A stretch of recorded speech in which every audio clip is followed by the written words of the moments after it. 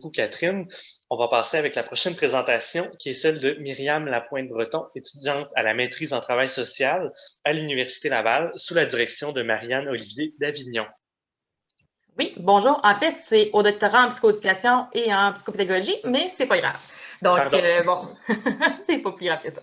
Donc, je suis heureuse d'être avec vous aujourd'hui pour vous présenter le projet de ma maîtrise, qui est une recension critique des écrits sur les interventions scolaires qui sont destinées aux enfants et aux adolescents endeuillés. Donc, d'abord, je dois vous dire que j'ai été vraiment surprise par la grande prévalence de cette population. En Amérique du Nord, il y a 5 des enfants qui sont confrontés au décès d'un de leurs parents avant l'âge de 16 ans. Et au Québec, on dénombrait 12 407 enfants qui bénéficiaient de la rente d'orphelin en 2018. Si on considère tous les autres types de pertes possibles, comme le décès d'un grand-parent, d'un ami, d'un voisin, on trouve une grande population d'enfants endeuillés au Québec. Et inévitablement, ces enfants-là vont avoir des répercussions tant sur les sphères émotionnelles, comportementales que cognitives aussi. Et si on s'intéresse davantage au plan scolaire, on s'aperçoit qu'on retrouve des perturbations du fonctionnement et du rendement académique, des difficultés de mémorisation, de concentration, etc. Donc, en temps normal, on s'attendrait à ce que ce soit le parent qui occupe le rôle de soutien central auprès de ses enfants. Mais il arrive que le parent soit tellement submergé par sa propre perte qu'il est indisponible émotionnellement aux besoins de l'enfant. Donc, dans les circonstances, l'école revêt comment je peux dire ça? L'école revêt une importance capitale pour ces enfants-là. C'est un milieu de vie important qui leur permet de recevoir du soutien à la fois des pairs, mais également d'un enseignant qui connaît bien l'élève. Mais toutefois, on voit dans la littérature que les enseignants mentionnent un malaise devant l'accompagnement des élèves endeuillés en raison d'un manque de formation, d'une part, sur la spécificité du deuil chez l'enfant, mais également un manque d'informations sur la mort et le mourir au cours de leur cursus universitaire. Donc, au fil de mes lectures, moi, je me suis aperçue que oui, on a des recherches sur le deuil chez l'enfant, sur la relation enseignant-élève, sur les besoins même des enseignants devant l'accompagnement de ces élèves-là. Par contre, on n'a pas d'informations sur l'expérience scolaire des élèves qui ont perdu un être cher. Malgré le fait qu'on a beaucoup d'informations sur les besoins en milieu hospitalier, on a beaucoup d'informations sur les besoins en milieu familial, mais on ne connaît pas les besoins des élèves à l'école tels quels. Donc, c'est comme ça que je me suis demandé comment est-ce qu'on peut faire pour aider ces élèves-là. D'où mon idée d'aller recenser les interventions qui leur sont destinées. Et si on considère le contexte actuel de la pandémie qui engendre de nombreux décès, donc particulièrement des personnes âgées, on trouve beaucoup de petits-enfants qui sont devenus rapidement endeuillés.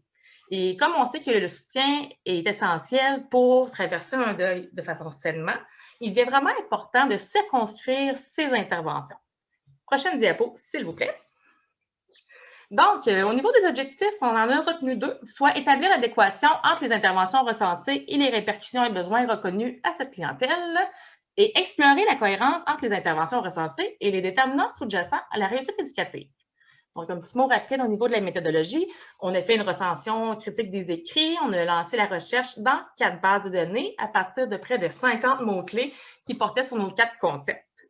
Au niveau des principaux constats, donc, premièrement, les besoins et les répercussions, on s'est aperçu qu'il y a vraiment une absence de distinction en fonction du sexe et de l'âge de l'enfant, alors que les besoins vont vraiment différer selon ces deux critères-là. Puis, on s'aperçoit aussi que les interventions tendent à mettre l'emphase sur les besoins et répercussions émotionnelles au détriment des sphères cognitives et comportementales qui, pourtant, sont vraiment déterminantes sur l'expérience de deuil vécu. Aussi, au niveau des déterminants de la réussite éducative, on observe qu'il n'y a aucune intervention qui cible les besoins académiques. Et de plus, les psychologues, qu'ils soient scolaires ou non, est l'animateur le plus suggéré alors que c'est l'enseignant qui possède le lien avec l'élève.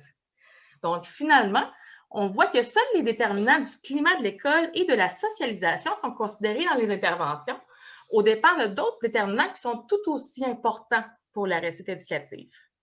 Donc, somme toute, ce que j'ai vu aussi dans la recherche, c'est qu'il y a peu d'études qui sont accessibles aux acteurs scolaires qui veulent accompagner ces élèves-là. Moi, dans mon corpus, il y avait seulement 2 études. La plupart de mes écrits, en fait, étaient des cliniciens qui partageaient leurs pratiques. Et dans le peu d'études que j'avais, pratiquement aucune n'était évaluée.